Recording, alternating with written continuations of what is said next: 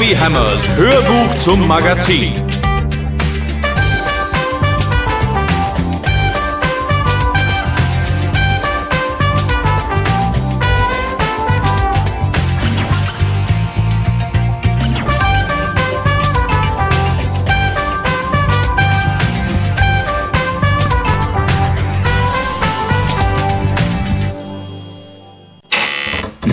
Na, halt sowas Blödes.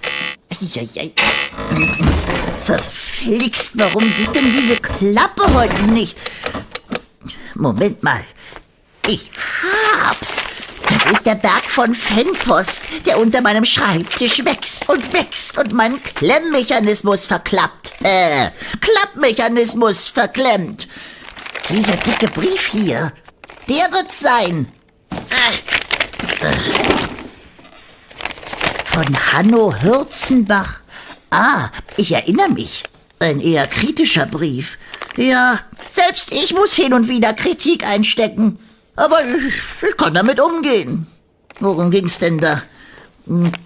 Lieber Marvi, du bist der Größte. Aber kannst du nicht einfach mal moderieren wie jeder andere?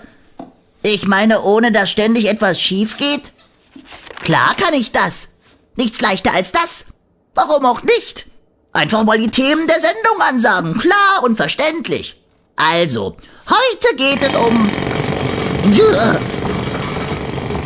Schreckenskammer und Presslufthammer. Na, das kann ja heiter werden. Draußen wird nämlich gebaut. Eine Tiefgarage. Anscheinend legen die heute richtig los. Wenn das nochmal passiert, dann schreibe ich einen Beschwerdebrief, jawohl, der sich gewaschen hat. Das hört ja gar nicht auf. 8, 9, 10, 11, 12, 13, 14, 15. 15 Sekunden. So lange dauerte das Erdbeben in Kalifornien. 1989. Da gab's schlimme Verwüstungen. Mein Experte wird gleich berichten, wie das war. Hallo Steven, schon in der Leitung? Eine Sekunde. Das würde ich gerne vorher sehen. Brad, wann können wir mit deinem Bericht rechnen? Wie lang? 3 Minuten 30. Okay, das passt. Steven arbeitet für einen amerikanischen Fernsehsender. Damals hat er über das Erdbeben berichtet. Hallo Marvi. Wie viel Zeit gibst du mir denn nachher für meine Hörreportage? 15 Sekunden. Ich meine Minuten. 15 Sekunden, die eine ganze Region erbarmungslos erschütterten. Wie viele andere habe ich damals verdammt viel Glück gehabt. Oh nee, schon wieder. Machen die denn gar keine Pause? Bis später, Steven. Franco hier. Chef, hallo. Nanu. Mit dem Teil hier komme ich nicht so schnell voran. Ich würde sagen, ich mache erstmal eine Pause. Chef, hallo. Egal, was sich schon melden. Oliver. Oliver. Danke für die Pause. Dann mal schnell zu meinen World Reportern. Die genießen die Stille in Kenia. Oh yeah. Yeah. Oh yeah. Uh-huh. Roberto, Ooh. quit stomping around. I can't understand Marvi. I'm not stomping around. I'm dancing. I'm dancing. The music is perfect. Bongos, guitar, and... A nice ending. Ming. Ming, you're such a party pooper. Hello, Marvi Hämmer. We're in Kenya. We're sitting on a veranda enjoying the sunset. It's so beautiful and quiet. JC, hands off of the CD player. Habt ihr's gut? Kenia, Veranda, Sonnenuntergang und die Geräusche der Natur. And we are having some yummy lemonade with ice cubes. Büffelkühe und Brezelbrühe, Limonade, lecker. Roberto, why are you shaking? Shaking? Me? Yes, you're shaking. Look at your glass. It's not me. It's just my glass. The lemonade is rippling. How very strange. Look at my glass. My lemonade is rippling too. And it's not just our glasses that are shaking. It's the table too. It's the whole veranda. Listen, can you hear that rumbling sound? Oh, was ist das für ein Rumpeln? Where's the rumbling coming from? How very interesting. An earthquake? An earthquake in Kenya? They don't have earthquakes in Kenya. An earthquake? Marvi, it's an earthquake. Ein Erdbeben in Kenia? Merkwürdig. Dann müsst ihr euch in Sicherheit bringen. You have to get to a safe place. We've got to leave. Let's get out of here. But don't panic. First, get away from the house. Let's climb up a tree. Is that a good idea? JC, Ming, Roberto. Oh, Hauptsache, ihr entscheidet euch bald. Hallo? Ah, ein Lebenszeichen. Chef, ich bin's wieder. Ich hab mir einen größeren besorgt. Hier, hör mal. Also, ja. Wunder dich nicht, wenn es jetzt ein kleines Erdbeben gibt. Kompressor an, Oliver.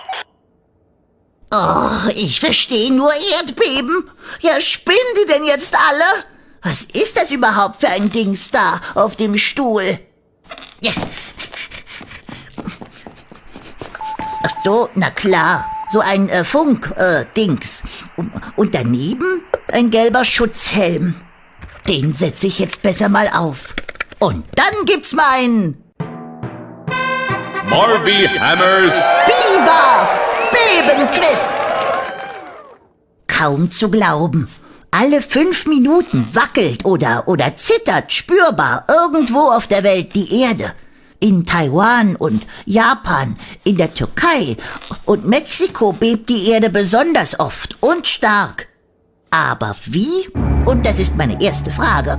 Entsteht eigentlich ein Erdbeben? A. Wenn Hausmeister Große beim Aerobic auf dem Stepper Gymnastik macht? B. Wenn sich die Erde zu schnell dreht? Oder aber C. Wenn Erdplatten aufeinandertreffen? Kruse beim Sport? Das wäre eher ein Grund zum Totlachen. Kratzt die Erde aber wenig. Die dreht sich weiter, ganz langsam. Also, Antwort C ist richtig. Die Erde ist so eine Art riesiger, heißer Apfel, nur mit einem dicken Kern anstelle der vielen kleinen Kerne in der Mitte. Der saftige Apfelteil heißt bei der Erde Mantel und die Schale nennt man Kruste. Leider hat die Kruste über Milliarden von Jahren Risse bekommen und besteht heute aus 7 großen und mehreren kleinen Stücken. Wenn diese Puzzleteile, also die Erdplatten, aufeinanderstoßen, da gibt's richtig Zoff und die Erde fängt an zu beben. Alles verstanden? Dann kommt hier meine zweite Frage. Womit wird die Stärke eines Erdbebens gemessen? A. Mit der Sanduhr? B. Mit der Richterskala? Oder aber C. Mit der Dichterskala? Wenn die Erde bebt und zittert, hat der Dichter schon gewittert. Schöner Spruch. Eine Dichterskala gibt's trotzdem nicht. Also, besser einen Buchstaben austauschen. R, wie Richterskala. Antwort B ist also richtig. Die Richterskala hat der Amerikaner Charles Francis Richter vor etwa 70 Jahren entwickelt. Er wollte Erdbeben vergleichen können, welche stärker sind und welche schwächer sind, welchen Wert ein Erdbeben auf der Richterskala erreicht. Das bestimmt ein Gerät, das die Erdbebenwellen aufzeichnet. Der Seismograph. Aber was macht man eigentlich, wenn die Erde wirklich anfängt zu beben? A. Rennen, und zwar weit weg. B. Retten, das gute Porzellan. Oder aber C. Suchen, einen sicheren Ort. Bei einem Erdbeben ist Rennen genauso Quatsch wie eine Rettungsaktion des Familienporzellans. Wichtig ist, sich selbst in Sicherheit zu bringen. Antwort C ist also richtig. In einem Haus sollte man unter einem stabilen Gegenstand, zum Beispiel einem festen Tisch oder in einem Türrahmen, Schutz suchen. Draußen flüchtet man am besten auf eine freie Fläche, um nicht von herumfliegenden Gegenständen und so getroffen zu werden. Und dann wartet man einfach, bis alles vorbei ist. Die meisten Erdbeben dauern nur wenige Sekunden. In Deutschland braucht man keine Angst vor ihnen zu haben. Die sind ganz selten und schwach. So, jetzt ist aber Ende Gelände. Das war mein Biber-Beben-Quiz. Gewonnen haben wieder alle, die mitgemacht haben. Und jetzt kommt Stevens Hörreportage über das Erdbeben von San Francisco. Fang an, Steven, bevor es hier wieder rund geht. JC, Ming und Roberto, wie geht es euch? Seid ihr in Sicherheit? Are you safe? I don't know. It certainly isn't an earthquake. Just like I said in the first place. I think the earth is quaking. Because a herd of elephants is underway. Grasrevier und Rüsseltier. Eine Herde Elefanten. Und wo seid ihr jetzt? We're sitting in a tree.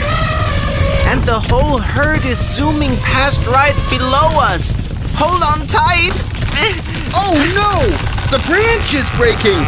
The Go, everybody! Jump! Unbelievable! I'm sitting on an elephant! This is the leader! Nonsense! Mine is the leader. Who cares? Mine is the fastest! Hey! The elephants are slowing down. Ah, die wollen sicher trinken am Wasserloch. There's probably a watering hole nearby. Right, Marvi? A watering hole!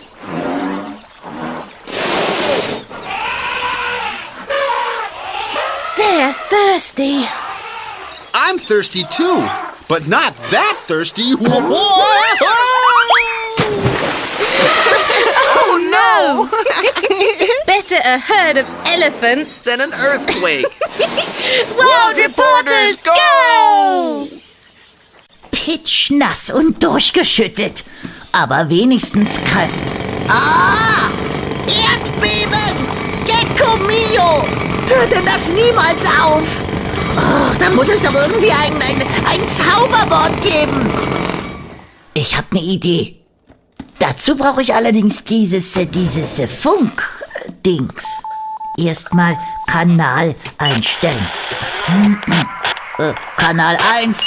Hey, Branko, alter Feuermelder. Bitte melden. Hier spricht... Ja, Chef.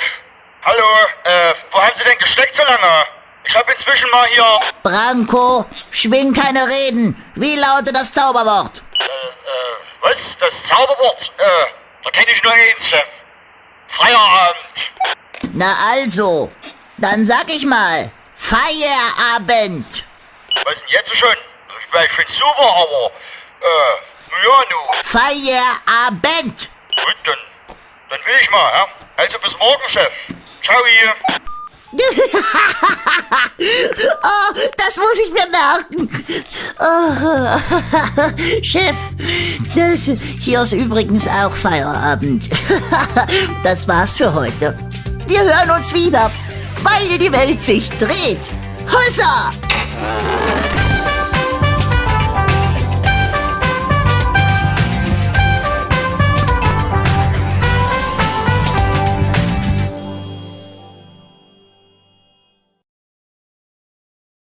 Jetzt wollen wir mal hören, was meine World Reporter für das Heft zusammengetragen haben. Schnapp dir das Magazin, blättere zu den angegebenen Seiten und lass dir die englischen Texte vorlesen. Wenn du Lust hast, kannst du versuchen mitzusprechen. Ist doch gar nicht so schwierig, oder? Viel Spaß!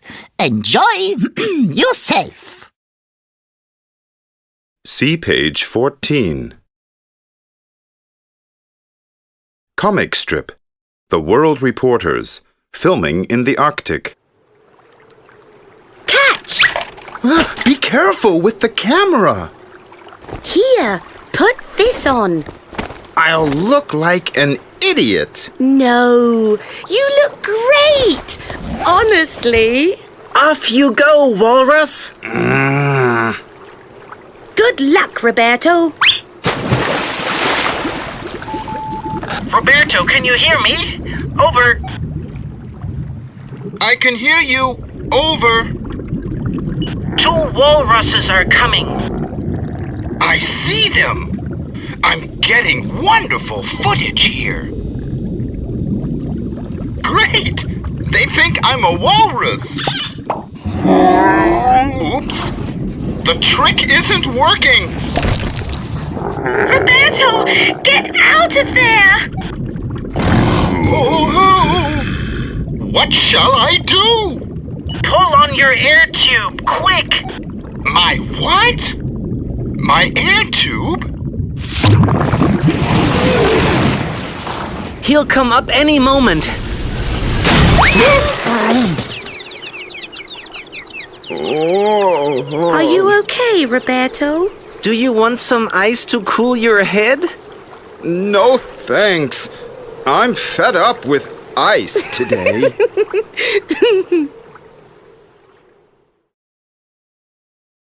See page 3.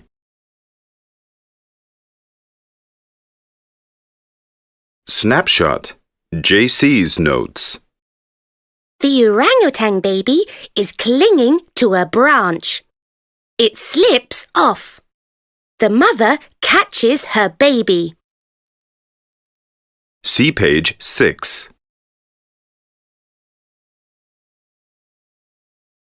World News. Ming's notes.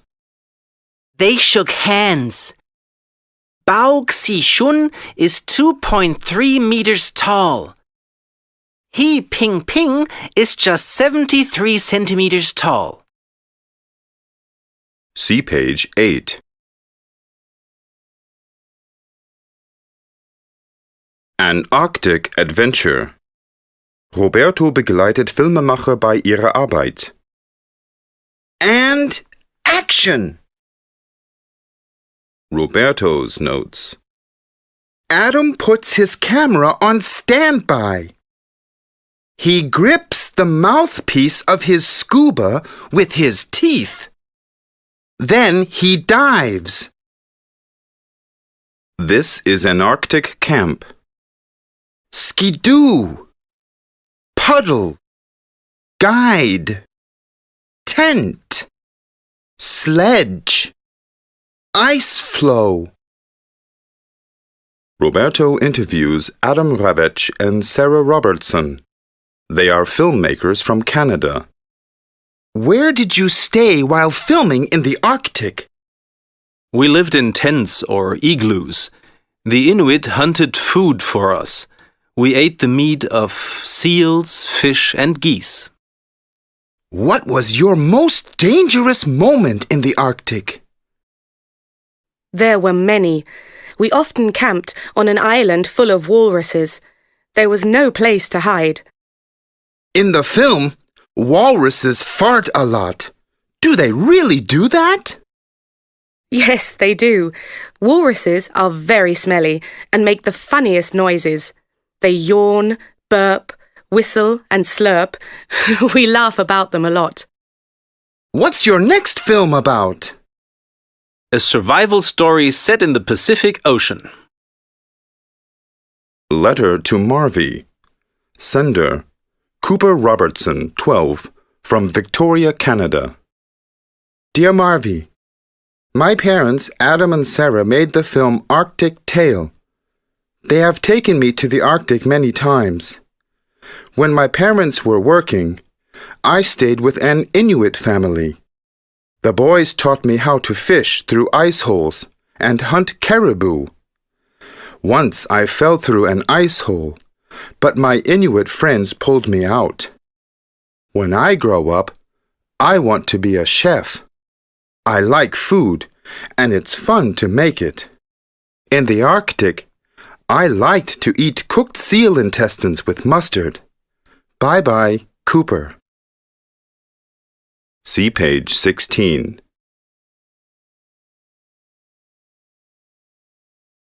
Tiny Terrors. Ming untersucht Viren und Bakterien. Wow! Viruses everywhere! Ugh. Ming's report from Berlin. Hello, Marvi. I'm in the Robert Koch Institute in Berlin. Scientists study viruses and bacteria here. Let's have a look through the microscope. Wow, I can see some balls moving around. They look like the flu viruses in my big book about medicine. The Institute stores many different viruses in glass dishes. The scientists do tests with them to develop new vaccines. Oh, I have to sneeze. Maybe I've caught an infection. I had better go home. Bye. This is our skin. Epidermis. Bacteria.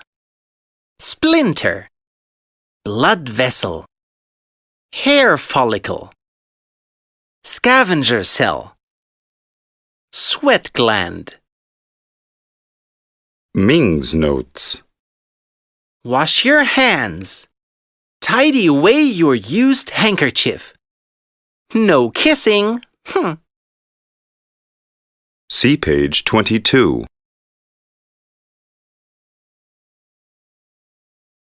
My trip to the whales. JC ist mit Lise auf der Suche nach Walen und Delfinen. Can you also spot the dolphins? JC's notes. Bottlenose dolphins can live for up to 50 years. Sperm whales can dive to a depth of 2,000 meters. The dorsal fin may be 50 centimeters long.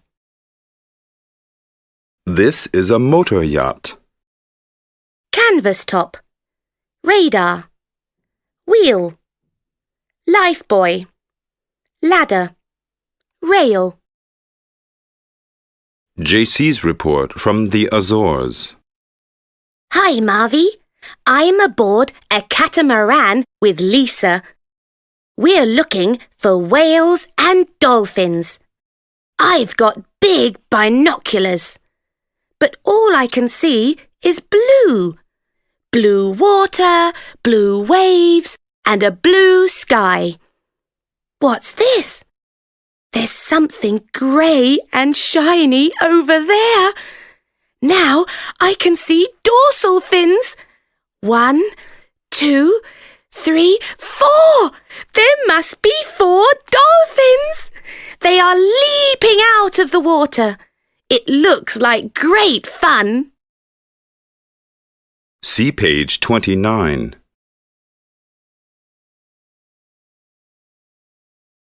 Reader's report.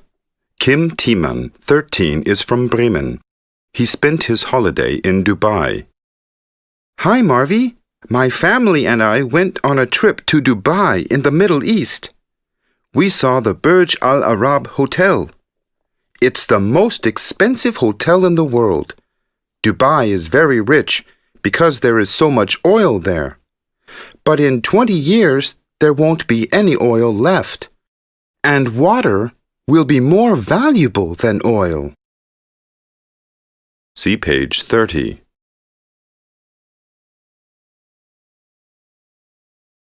Amazing Animals. JC's notes. Billy takes a walk with the dogs. He fools around with them. Sometimes he even plays ball with his friends. See page 32.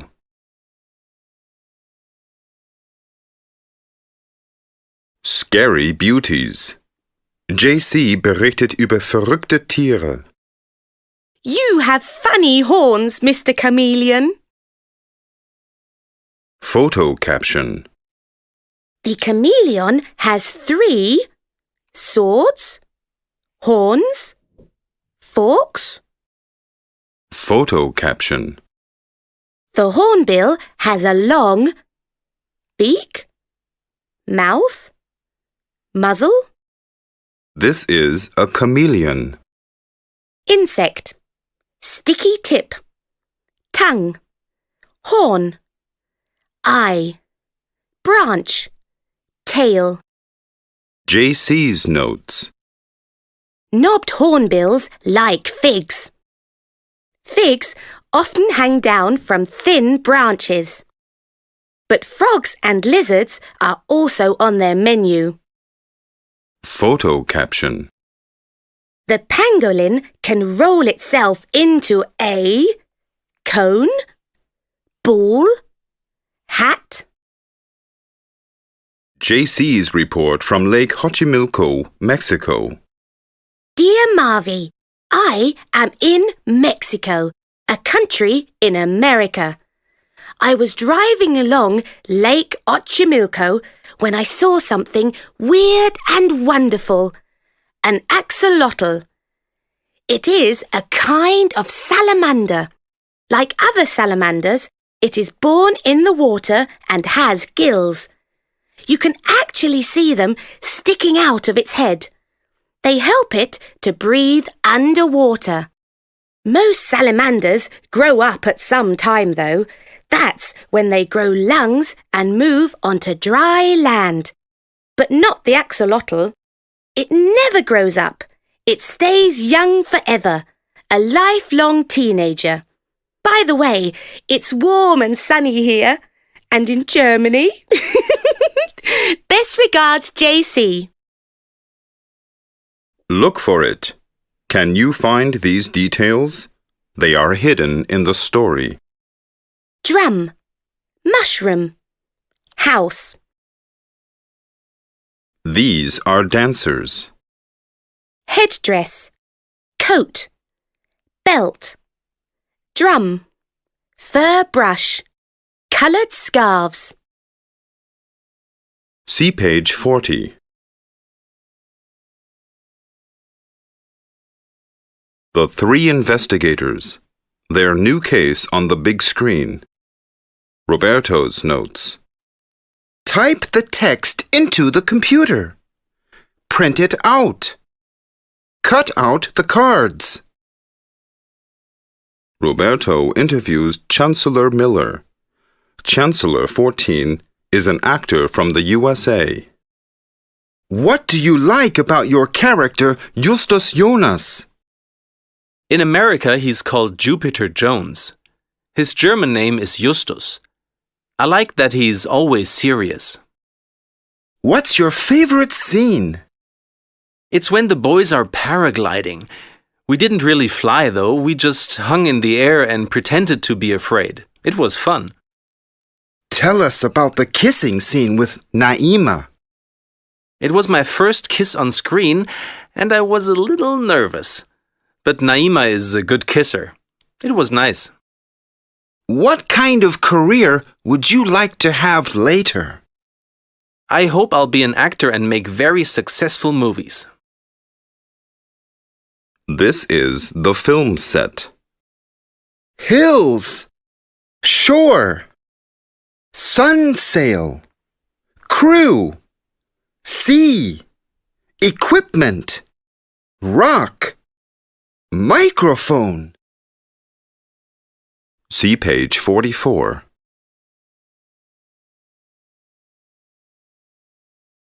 Fun stuff. JC's tongue twister. 6 slippery snails slid slowly seawards. Sport funnies. Oh no! The ball is stuck in my hair again. They really need to paint that stadium ceiling. Can you hear that? Something's inside the ball.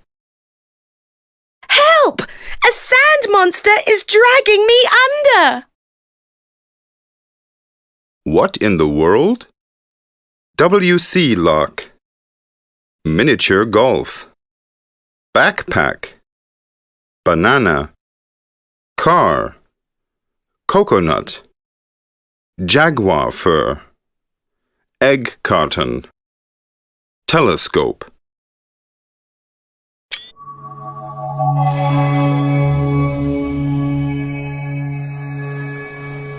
Candlestick Park, San Francisco. Wir waren, Getränke in der Hand, auf dem Weg zu unseren Sitzen im Baseballstadion. Ich freute mich auf das Spiel der Giants gegen die Oakland Athletics. Ein Nachbarschaftsduell. Die Städte sind nur durch eine Bucht, die San Francisco Bay, voneinander getrennt. Daher nennt man die Serie von Spielen zwischen beiden Teams auch die Bay Bridge Series. Nach der gigantischen Bay Bridge, die 7 Kilometer Meer zwischen San Francisco und Oakland überbrückt. Weil es das erste Baseballspiel für meine Freunde Marisa und Barry war, schlug ich vor, mich zwischen die beiden zu setzen, um ihnen hin und wieder die Regeln zu erläutern. Wir tauschten die Plätze und ich schaute auf die Stadionuhr. 17:04 Uhr. Eine knappe halbe Stunde bis Spielbeginn. Auf dem Rasen liefen sich die Spieler warm. Plötzlich begannen die Plastiksitze, die noch nicht belegt waren, wie wild zu klappern. Wer schon gesessen hatte, sprang vor Schreck auf. Ich spürte, wie sich die Erde unter dem Stadion aufbäumte, wie eine Welle. Die Flutlichtmasten schwankten und die Glasfronten der VIP-Logen erzitterten. Nach 15 Sekunden war alles vorbei.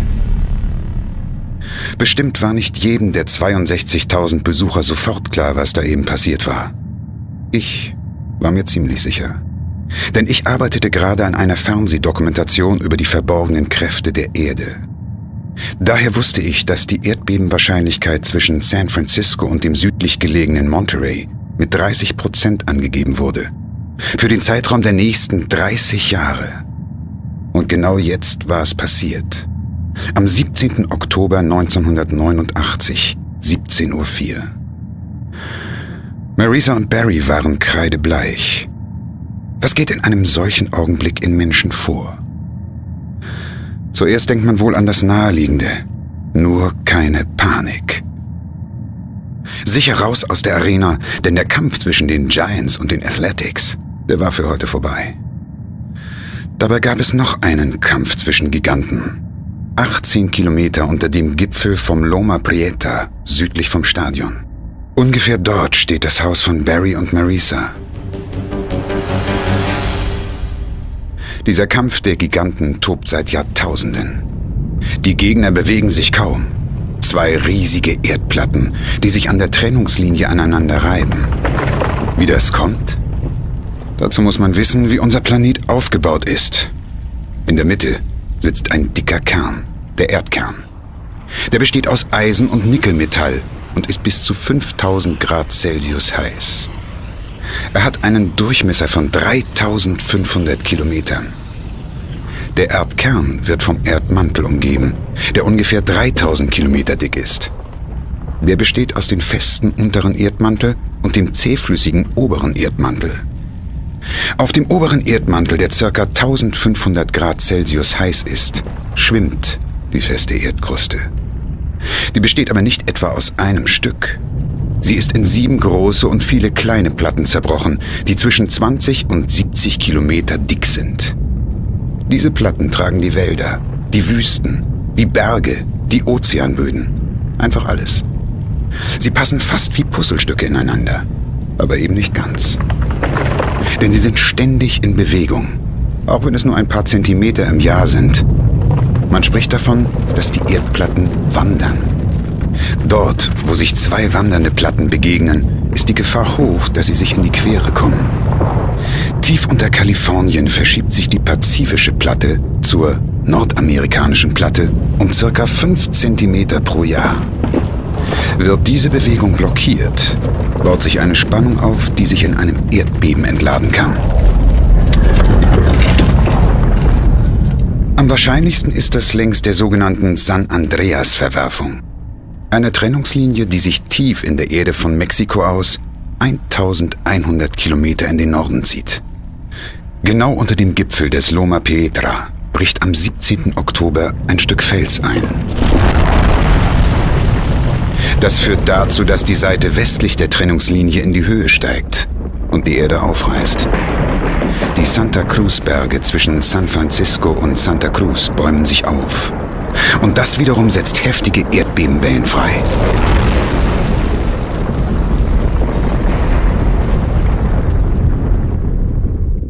Inzwischen ist es den schockierten Stadionbesuchern klar, dass Erdstöße die Erschütterung ausgelöst haben. Erstmals wieder seit der Katastrophe im Jahr 1906. Damals lag die Stadt in Schutt und Asche. The Big One. Das Große. So nennen wir hier das verheerende Erdbeben. 250.000 Menschen wurden 1906 obdachlos. 3.000 Menschen sollen gestorben sein. Die genaue Zahl der Todesopfer ist bis heute nicht bekannt. Es begann im Morgengrauen des 18. April 1906. In der Bucht vor der Stadt wunderte sich die Besatzung eines Dampfers. Das Schiff begann zu zittern, so ein Hafenlotse, obwohl das Meer spiegelglatt war. Die Erdbebenwellen, die unter dem Ozeanboden entstanden waren, bahnten sich ihren Weg von der Küste in die Stadt. Straßen wölbten sich, Zimmerwände rissen auf, Schornsteine fielen von Dächern, Säulen knickten um wie Streichhölzer. Eine ganze Minute dauerte es, bis die Erde wieder Ruhe gab. Zahlreiche Gasleitungen barsten, Feuer brach aus. Ganze Bezirke gingen in Flammen auf. Das Ende schien nahe. Doch nicht umsonst zeigt das Stadtsiegel einen Phönix, der aus den Flammen aufsteigt. Der Wiederaufbau begann schnell und San Francisco erstrahlte bald in neuem Glanz. Diese geschichtlichen Einzelheiten hat mir ein Kollege vom Sender, mit dem ich gerade telefoniert habe, in Erinnerung gerufen. Ich soll so schnell wie möglich über die jüngste Katastrophe berichten. Ich verabschiede mich von Barry und Marisa und verspreche, bald vorbeizukommen. Die Nachrichten im Autoradio klingen dramatisch. Wenn ihr einen Atlas zur Hand nehmt, könnt ihr das vielleicht nachvollziehen. Das Epizentrum wird unter den Santa Cruz Mountains vermutet. 16 Kilometer entfernt wurde das Gewerbegebiet von Santa Cruz komplett zerstört. 4 Menschen starben. Das Beben erreichte die Stärke 7,1 auf der Richterskala.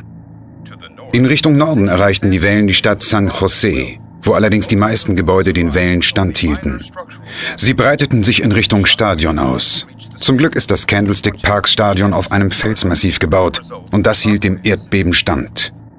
Ein Brückenteil der legendären Bay Bridge, die San Francisco und Oakland verbindet, stürzte auf die untere Fahrbahn. Und das alles in nur 15 Sekunden. Der Nachrichtensprecher warnt vor Nachbeben. Am besten soll man die Häuser verlassen und Notunterkünfte aufsuchen. Ich telefoniere mit meinem Sender. Ich soll mich abends mit einem Kamerateam in der Sporthalle der Marina High School treffen. Gespenstische Fahrt durch dunkle Nacht. Der Strom ist ausgefallen. In einzelnen Stadtteilen Feuer ausgebrochen. Zum Glück ist es windstill und die Feuerwehr kann sich auf wenige Brandherde konzentrieren. Freiwillige Helfer zeigen den Menschen den Weg zu Notunterkünften. Man merkt, dass die Behörden den Katastrophenschutz geübt haben. In der Sporthalle der Marina High School stehen Feldbetten dicht an dicht.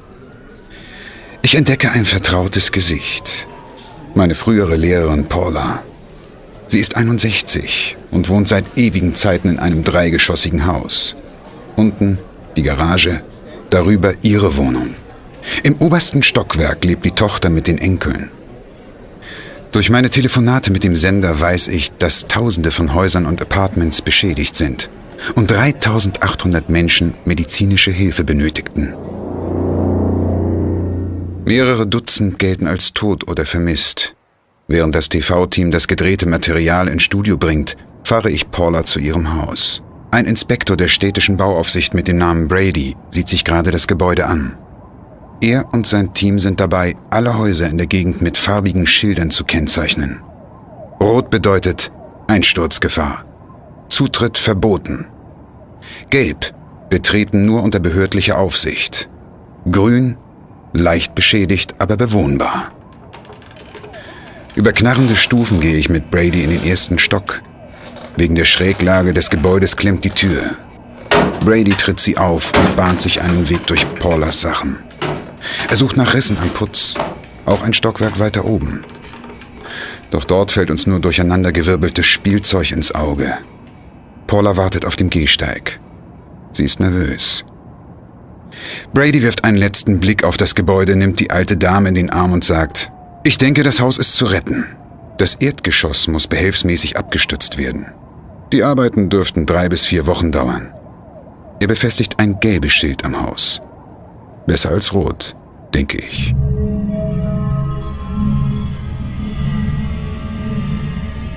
Inzwischen ist das Kamerateam wieder da. Unser nächstes Ziel ist Santa Cruz. Die Stadt am Meer hat ordentlich etwas abbekommen. Weiter geht es in die Berge. Zum Gipfel von Loma Pietra, dort, wo meine Freunde wohnen. Das Beben hat riesige Erdrutsche ausgelöst. Ich mache einen Abstecher zum Haus von Barry und Marisa. Das Wohnhaus steht zwar noch, sieht aber aus, als hätte ihm jemand das Rückgrat gebrochen. Ich höre Barrys Stimme aus der Küche. Jemand drückt mir einen Schutzhelm in die Hand und ich wage mich ins Haus. Dort verliere ich fast die Orientierung. Die Fußböden haben sich geneigt. Die Wände stehen schief. Eine flackernde Glühlampe, die wie ein Lot von der Decke hängt, zeigt, wie stark der Boden geneigt ist. Barry und ein Freund sind gerade dabei, einen Kühlschrank herauszuzerren. Ich lege Barry die Hand auf die Schulter. Er freut sich, dass ich gekommen bin. Es ist doch nur ein Gebäude, sagt er tapfer. Dann wendet er sich wieder dem Kühlschrank zu. Schnell, das Gelände arbeitet noch. Sollten wir es knacken hören, nichts wie raus. Draußen zeigt Barry auf einen Felsgrat. Da werden wir neu bauen. Wir haben schon einen Geologen gefragt. Der Fels dort ist stabil. Einige Jahre sind vergangen. Marisa und Barry Richmond sind stolz auf ihr neues Haus. Wie viele andere haben sie es erdbebensicher gemacht. Die Wände sind fest mit den Fundamenten verbunden. Gasboiler sind mit Gurten gesichert. Das verhindert das Bersten von Leitungen und den Ausbruch von Feuer.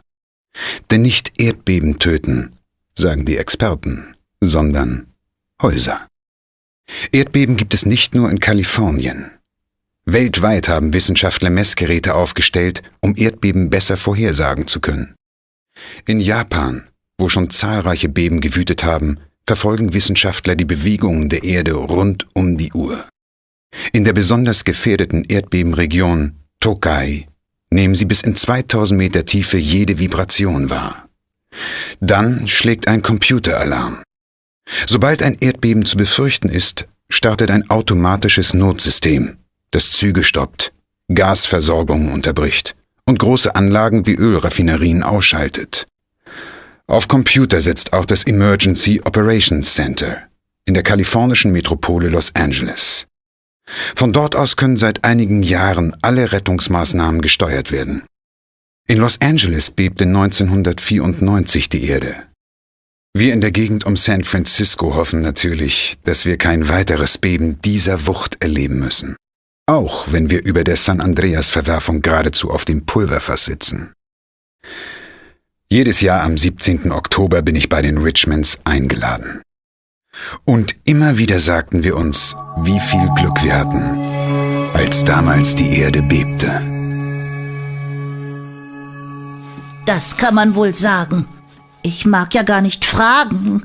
Hossa, das war ja eine Menge Englisch. Da qualmen mir aber ganz schön die Ohren. Hui. Aber einer geht noch. Du kannst dir die Reportage vom Anfang auf Englisch anhören. Als Bonustrack.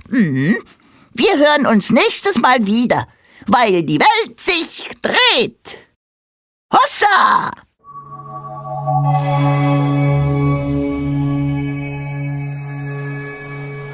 Candlestick Park, San Francisco. There we were, drinks in hand, on the way to our seats in the baseball stadium. I was looking forward to the game. The San Francisco Giants against the Oakland Athletics.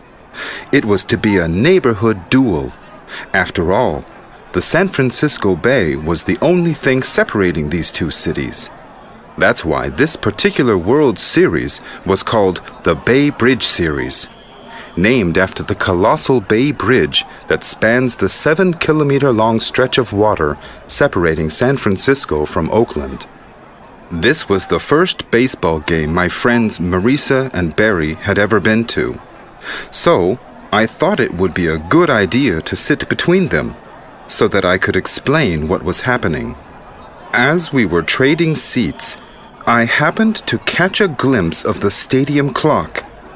5:04. Just half an hour until the game was supposed to start. The players were already warming up on the field. But suddenly, all the vacant plastic seats in the stadium began to vibrate. They made a loud clattering sound. Anyone who had already taken a seat jumped up in fright. I could feel the earth rear up under the stadium, rippling like a wave about to break. The stadium lights swayed to and fro, and the glass-fronted VIP boxes shook. After 15 seconds, everything was over. Not all of the 62,000 visitors were immediately aware of what had just been going on. I myself, though, was fairly clear about what had happened. At the time, I was working on a TV documentary exploring the Earth's hidden forces, so I knew that experts put the probability of an earthquake happening within the next 30 years somewhere between San Francisco and Monterey, a city to the south, at about 30%. And now, on October 17th, 1989, the worst had happened. Marisa and Barry were as white as ghosts. What goes through a person's head at such a moment? You think of the obvious first. Don't panic. Get out of the stadium safely. The game between the Giants and the Athletics was obviously not going to happen. Instead, a different Battle of the Titans was taking place exactly 18 kilometers south of the stadium, under the Loma Prieta Peak, in an area close to where Marisa and Barry had their house. This geological Battle of the Titans has been raging for millennia, although the opponents barely move an inch.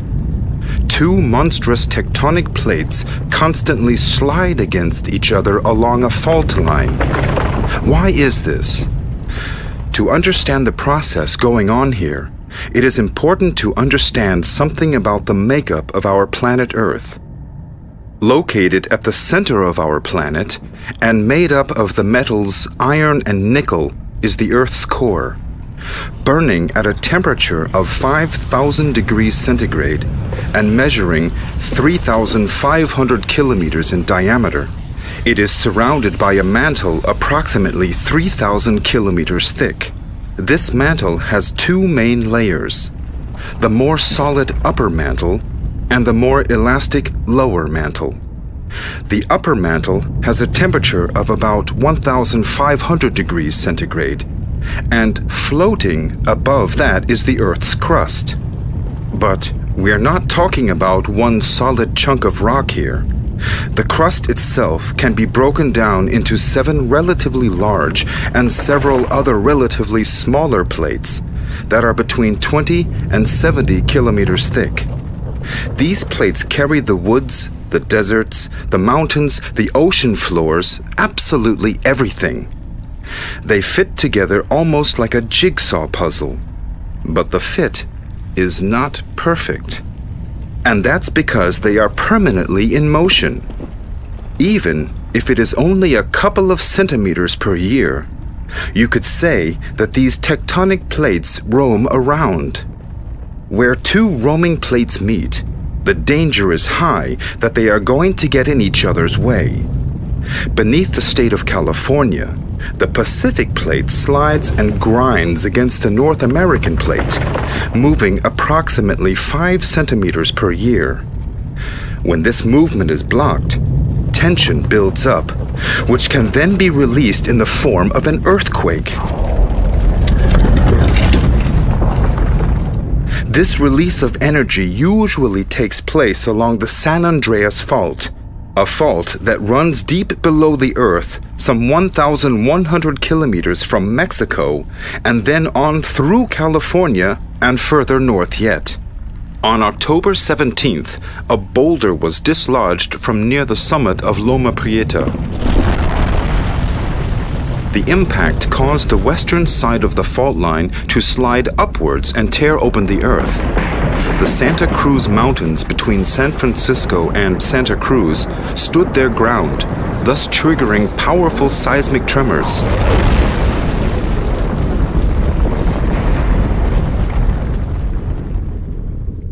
It took a while for the truth to dawn on the shocked visitors, but soon they realized that seismic activity had caused the stadium to shake. It was the first major earthquake since the catastrophe of 1906. And back then, the city was reduced to ashes and rubble. The big one. That's what we call the devastating earthquake of 1906. 250,000 people were made homeless. 3,000 people are estimated to have died, although the exact number isn't known, even to this day. It started at dawn on April 18, 1906. The crew of a steamer anchored in the bay were caught by surprise. According to a port pilot, the ship started to tremble, even though the water was as motionless as a pane of glass. The seismic waves originated under the ocean floor and swept towards the coast to hit the vulnerable underbelly of the city. Streets warped, walls collapsed, chimneys fell from their roofs, and columns buckled like matchsticks. An entire minute, 60 endless seconds, passed by before the earth stopped moving. Numerous gas pipes burst and countless fires broke out. Whole districts were engulfed in flame. The end seemed nigh.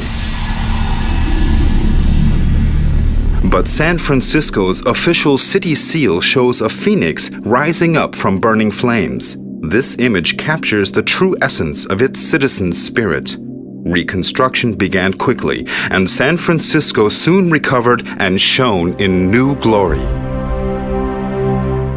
I finished the phone call with a colleague from the TV station. He's the one who reminded me of the historical details. I am supposed to report back as quickly as possible on this latest catastrophe. I say goodbye to Barry and Marissa and promise to drop by soon. The news coming in over the car radio sounds dramatic. If you look at it in an atlas, as you are listening to this, you might have a better understanding of what happened. The epicenter was thought to be under the Santa Cruz Mountains. 16 kilometers away, the commercial area of Santa Cruz was completely destroyed. 4 people died. The earthquake had a magnitude of 7.1 on the Richter scale. The seismic waves reached the city of San Jose in the north.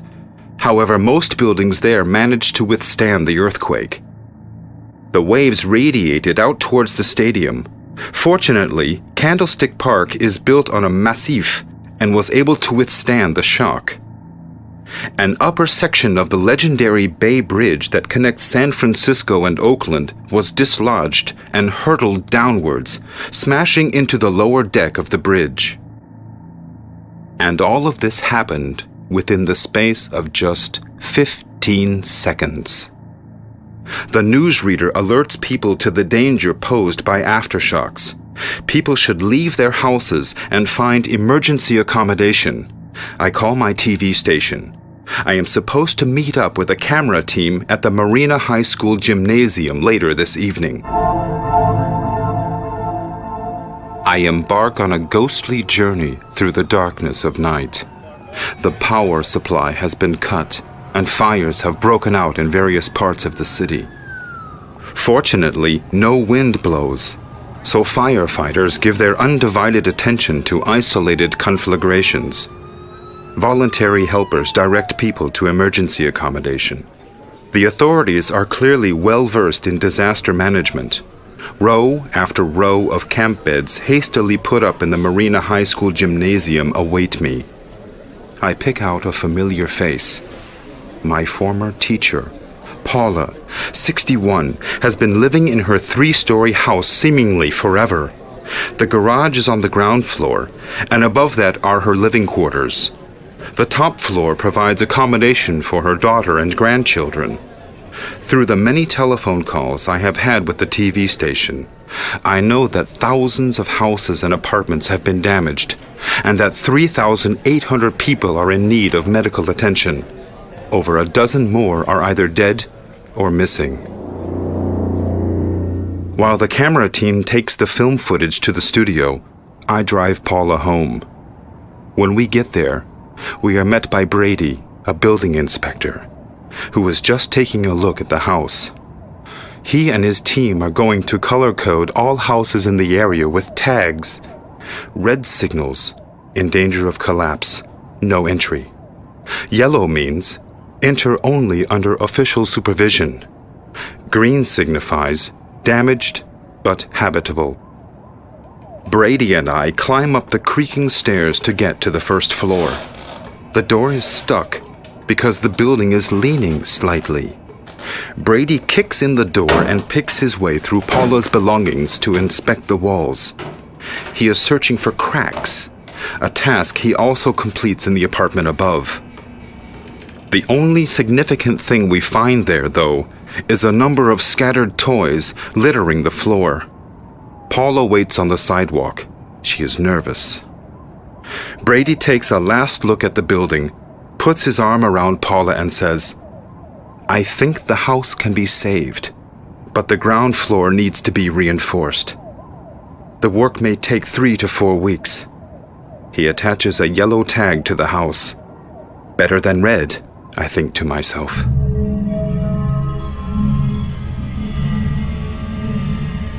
In the meantime, the camera team has returned. Our next destination is Santa Cruz, the city by the sea, which has sustained a lot of damage. Our next stop is further up the mountains, up to the summit of Loma Prieta, the place where my friends live. The earthquake, I notice, has triggered enormous landslides. I make my way to Barry and Marissa's house. The building is still standing, but it looks as if somebody had plucked it from the ground and thrown it back down heftily. I hear Barry's voice from the kitchen. Someone shoves a safety helmet into my hand, and I venture into the house. Once I'm inside, I feel disoriented. The floors lie at different angles. The walls are crooked. A flickering electric light bulb hangs like a plumb line from the ceiling, serving only to highlight just how much the floor has been distorted. Barry and a friend of his are just about ready to retrieve the refrigerator. I put my hand on Barry's shoulder. He is pleased I've come. "It's only a building," he says, putting on a brave face. He turns to the refrigerator again. "Quickly, the foundation is still moving. If you hear anything crack, get the heck out of here." Barry points at a rocky ridge outside. "We're going to build our new house over there. We have already asked a geologist. The rock there is solid."